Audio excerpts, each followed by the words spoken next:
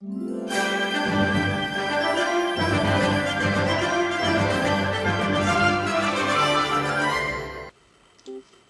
Alors aujourd'hui on se retrouve pour une nouvelle vidéo qui va être un peu différente des autres parce qu'on est confiné. Donc je vous explique.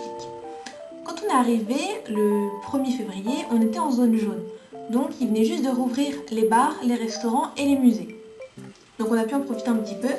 Et il y a 2 semaines, on est passé en zone orange. Donc ils ont fermé les bars, les restaurants et les musées. Il ne restait plus que les boutiques ouvertes. Et depuis lundi dernier, ils ont décidé de tout fermer. Tout ce qui reste ouvert, c'est seulement les commerces de nécessité.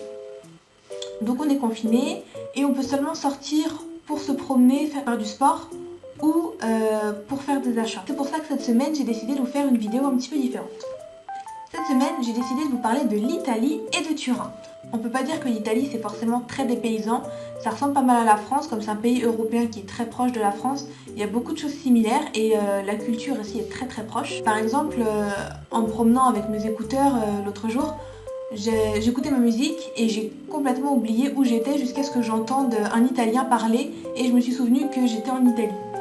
Et quand on se promène en ville, les boutiques ce sont les mêmes qu'en France. On va retrouver beaucoup d'enseignes similaires, par exemple H&M, Pinky, Zara, on retrouve même Yves Rocher.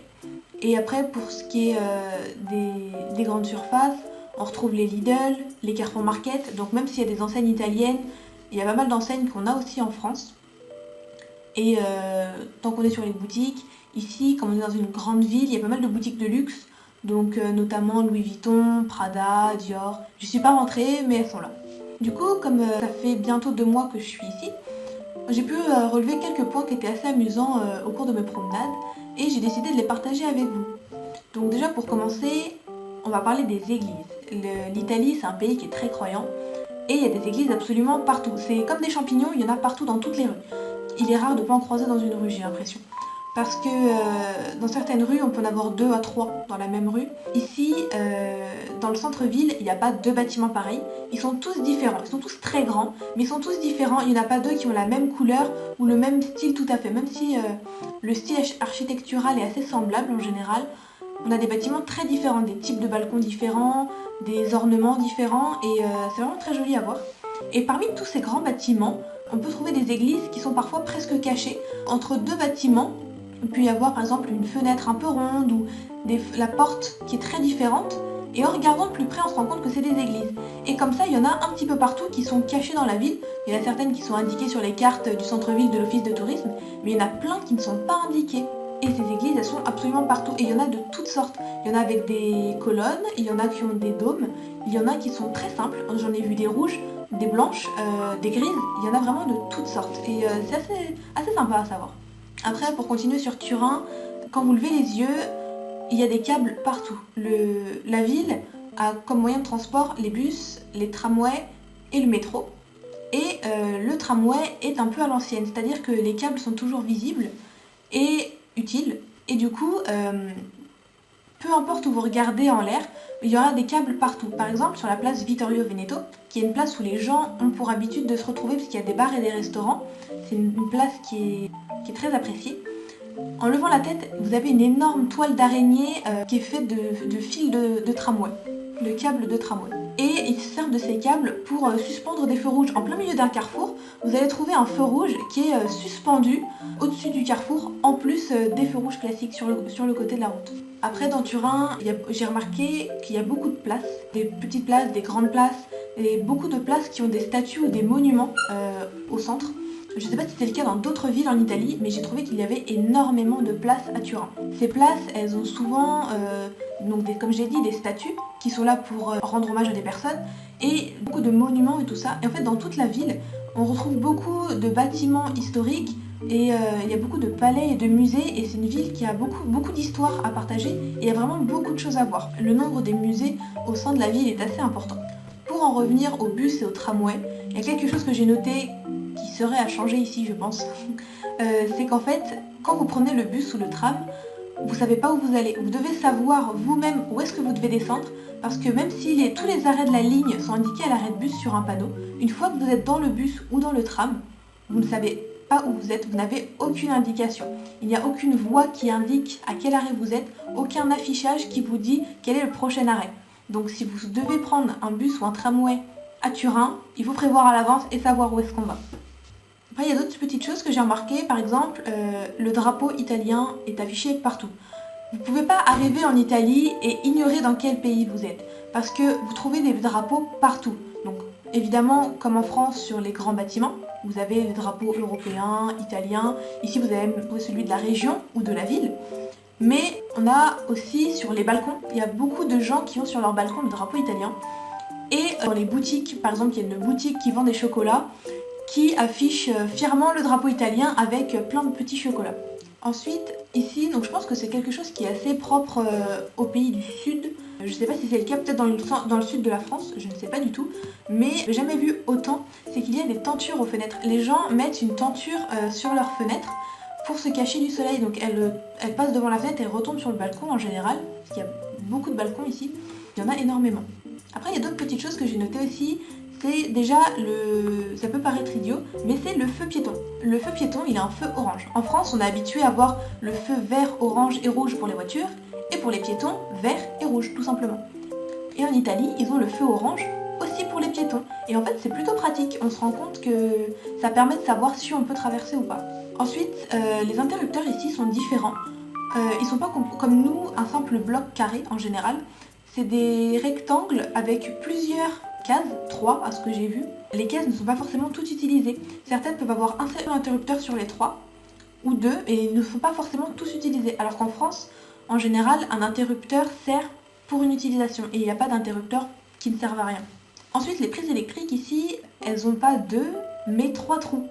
Et au début ça surprend, mais en fait, la façon dont c'est configuré, comme ils sont tous alignés, nos prises à 2 fiches, elles peuvent rentrer dans les prises italiennes, donc en fait il n'y a pas besoin d'adaptateur. Ensuite, on va parler des bidets.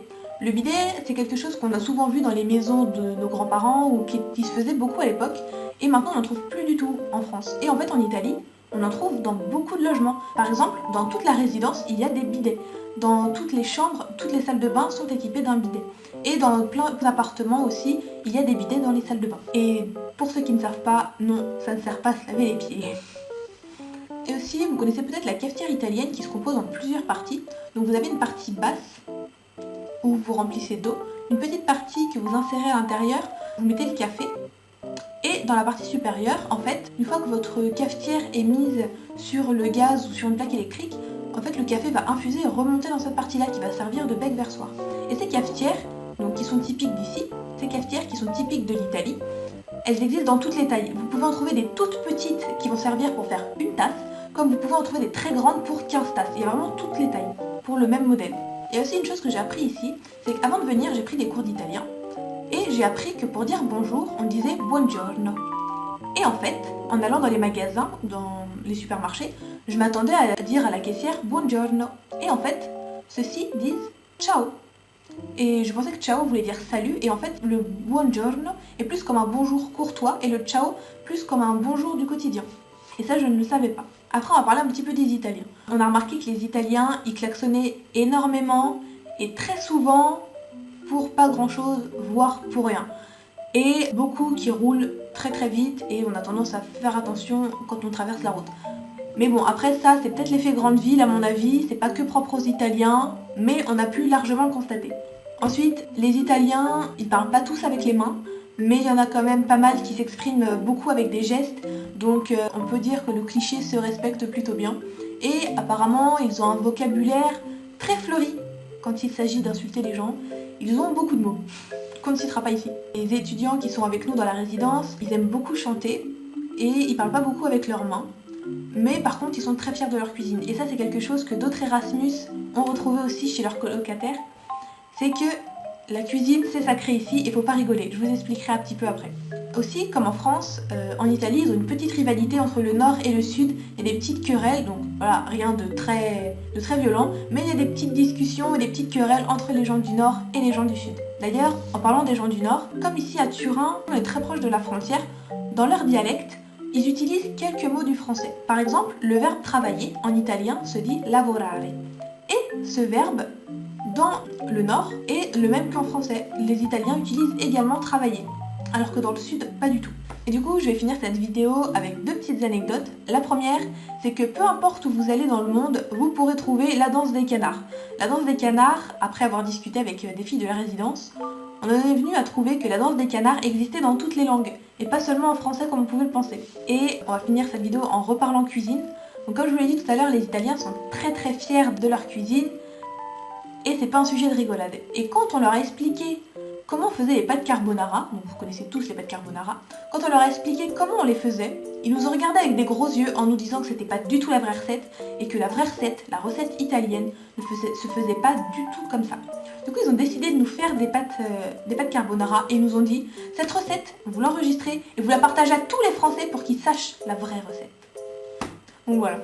Donc j'espère que cette vidéo elle vous aura plu, même si elle est un peu différente de d'habitude. J'espère qu'on sera aussi bientôt déconfinés. En attendant, je vous souhaite une bonne journée et à la semaine prochaine.